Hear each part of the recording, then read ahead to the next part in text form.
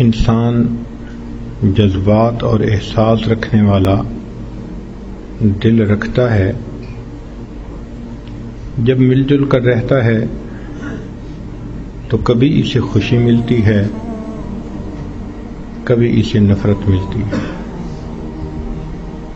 کبھی اس کے اوپر محبت غالب آتی ہے، کبھی اس پر غصہ غالب آتا ہے. یہ انسان کی مختلف کیفیات ہیں. اس کی مثال یوں سوچئے کہ جیسے برتنوں کو ایک جگہ رکھا جائے تو وہ کھٹکتے ہیں، آواز آتی ہے. اسی طرح انسان جب مل جل کر رہتے ہیں تو ان کے درمیان بھی بسا اوقات رنجشیں ہو جاتی ہیں. لیکن اچھا انسان وہ ہے کہ جو غصے کے عالم میں اپنے آپ کو قابو کر لے. غصے میں بے قابو ہو جانا یہ کوئی اچھی علامت نہیں ہوتی. اس کی مثال یوں سمجھیے کہ گاڑی کو تیز چلانا کوئی مہارت نہیں ہوتی، گاڑی کو کنٹرولڈ چلانا یہ مہارت ہوتی ہے. وہ تو بچے کو اسٹیئرنگ پہ بٹھا دیں اور وہ سپیڈ کو دبا دے تو گاڑی تیز چلے گی. تو تیز چلانا کوئی مسئلہ نہیں ہے، کنٹرولڈ حالت میں چلانا یہ مہارت ہوتی ہے. سیدنا حسین لانو کے گھر ایک مہمان آتا ہے. آپ نے اپنی باندی سے فرمایا کہ اس کے لیے کچھ شوربہ لاؤ.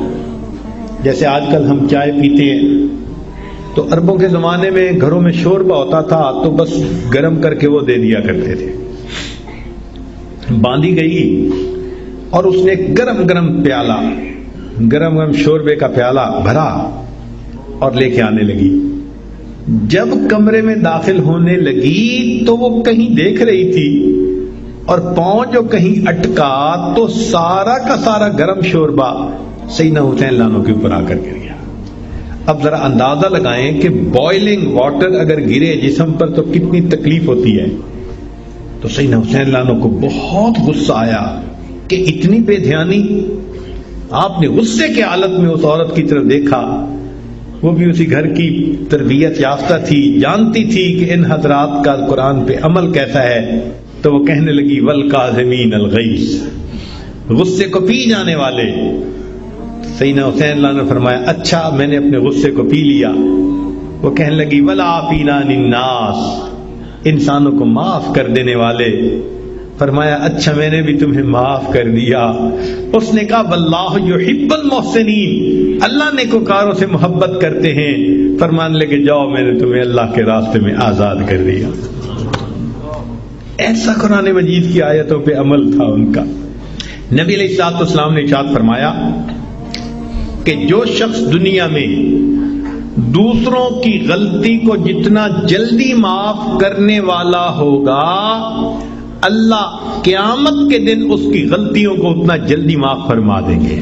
اور دوسری حدیث پڑھ کے تو ڈر لگتا ہے. نبی علیہ السلام نے فرمایا کہ اگر کوئی بندہ دوسرے سے غلطی کی معافی مانگے اور فرمایا کہ اگلا کہے میں معاف نہیں کرتا، نبی علیہ السلام نے فرمایا یہ جو کہہ رہا ہے نا میں معاف نہیں کرتا، یہ قیامت کے دن میرے سامنے حوض کوثر پہ حاضر نہ ہو. یعنی دوسرے لفظوں میں اللہ کے حبیب صلی اللہ علیہ وسلم نے فرمایا میں اس بندے کی شکل نہیں دیکھنا چاہتا. آج تو یہ حال، خاوند بیوی کی غلطی کو معاف نہیں کرتا، بیوی خاوند کی غلطی کو معاف نہیں کرتی. اللہ اکبر کبیرہ. سوچئے تو صحیح ہمارے دل کی حالت کس قدر بری ہو چکی ہے، اپنوں کو معاف نہیں کرتے. ایک بزرگ تھے، حج کے سفر پر گئے. ان کے ہاتھ میں ایک تھیلا تھا، اس میں ان کے پیسے بھی تھے، سارا کچھ تھا. ایک نوجوان آیا اور اس نے جلدی سے دوڑتے ہوئے جو ہمیانی ان سے چھینی اور چھین کے بھاگ گیا. اللہ کی شان کہ جس نے ہمیانی چھینی تھی نا، یہ تھوڑی دور آگے گیا تو اچانک اس کی آنکھوں کی بینائی چلی گئی. کئی دفعہ ہوتا ہے نا بیٹھا ہوا آدمی اٹھے تو آنکھوں میں اندھیرا آ جاتا ہے. تو اس کی بھی ایسی حالت ہوئی کہ اس کی آنکھوں میں اندھیرا، بینائی چلی گئی. لو جی اس نوجوان نے تو رونا شروع کر دیا. لوگوں نے پوچھا کیوں روتے ہو؟ کہنے لگا کہ میں نے ایک بندے کا تھیلا چھینا، پیسے چھینے، مجھے لگتا ہے اس نے بد دعا کی، اللہ نے میری بینائی چھین لی. ان کا بھئی وہ بندے وہ کہاں ہے؟ کہنے لگا فلاں حجام کی دکان کے قریب. تو جب اس بندے کو بتایا کہ بھئی وہ بڑے میاں آ گئے ہیں، لوگوں نے بھی کہا معاف کر دیں، نوجوان نے بھی کہا پلیز مجھے معاف کر دیں. وہ کہنے لگے میں نے تو اسی وقت ہی معاف کر دیا تھا. وہ کہیں جی یہ آپ کے سارے پیسے لے کے بھاگ گیا اور آپ کہتے ہیں میں نے اسی وقت معاف کر دیا تھا.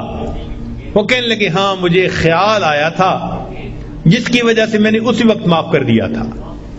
تو لوگوں نے پوچھا کیا خیال آیا تھا؟ تو وہ بڑے میاں کہنے لگے کہ جب یہ میرا تھیلا لے کے بھاگ گیا تو میرے ذہن میں خیال آیا قیامت کا دن ہوگا اور میں اگر اللہ کے سامنے مقدمہ پیش کروں گا تو اس بندے سے حساب لیا جائے گا، اور جتنی دیر میرے اور اس کے مقدمے کے فیصلے ہونے میں لگے گی، آقا صلی اللہ علیہ وسلم نے فرمایا میں امت کا حساب مکمل ہونے سے پہلے جنت میں نہیں جاؤں گا.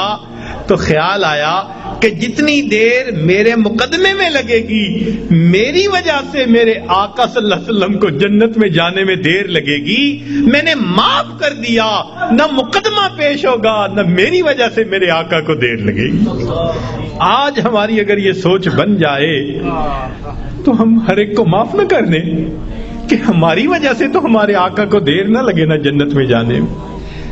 ہم بھی اپنے گھروں میں اپنی بیٹی کو، اپنے بیٹے کو، اپنی بیوی کو، اپنے بھائی کو غلطیاں ہو جاتی ہیں، باتیں ہو جاتی ہیں، تو بجائے دلوں میں کینہ رکھنے کے اور بجائے دلوں کے اندر دشمنی پالنے کے ہم اللہ کے لیے معاف کرنے کی عادت ڈالیں. یہ نبی علیہ الصلوۃ والسلام کی عادت مبارکہ ہے. اللہ ہمیں اس سنت پر عمل کرنے کی توفیق عطا فرمائے اور اس کے بدلے اللہ قیامت کے دن ہمارے قصوروں کو معاف فرما دے. میرے دوستو ہم اس کے زیادہ محتاج ہیں. دوسرے نے تو ایک غلطی کی ہوگی اور ہم نے پتہ نہیں اللہ کے کتنے گناہ کیے ہیں. اگر ایک غلطی کو معاف کرنے پہ وہ پروردگار سب گناہوں کو معاف کر دے تو سستا سودا ہے. اس لیے جب بھی کوئی معافی مانگے یا نہ بھی مانگے اللہ کی رضا کے لیے اللہ کے بندوں کو معاف کر دیا کرو.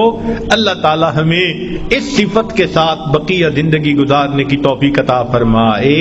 وآخر دعوانا ان الحمد للہ.